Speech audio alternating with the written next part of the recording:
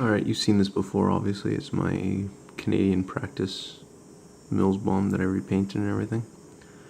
And I fixed up a little bit to make it look nicer. Anyways, I obviously got bored of just looking at it.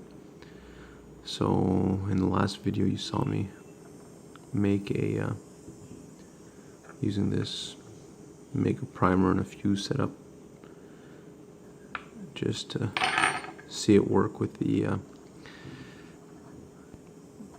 well, just to see it work, see if it actually, how it went with the primer and everything. And this time here I decided I was going to take one step further. Belgium had a practice grenade made from the mills, and what they did is they basically took these things here, this is the original one, and they cut the tip off of the detonator well.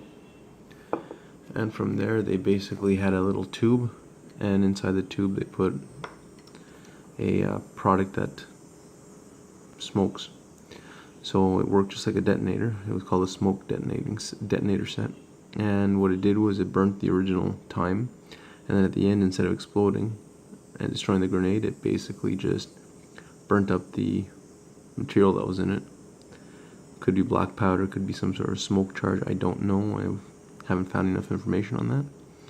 Anyways, so what they do is they would remove this. There weren't any holes in it. It was just a white grenade painted with I think a red line across it, and this was tied to it with a string so that when it flipped up it didn't disappear in the grass or long grass.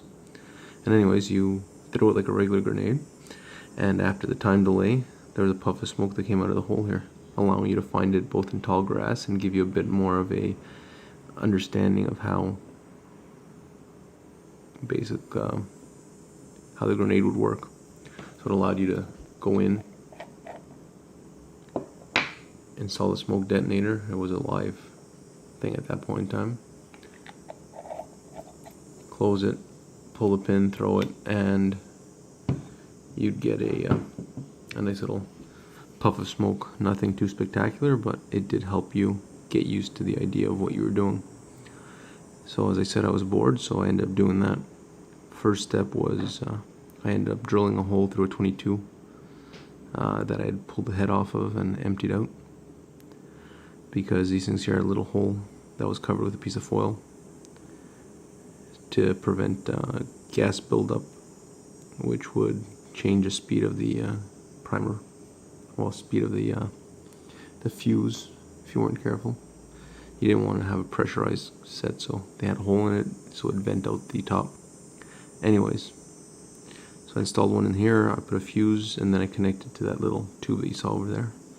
And I tried it out, and basically this video is just to show you a quick video of how that happened.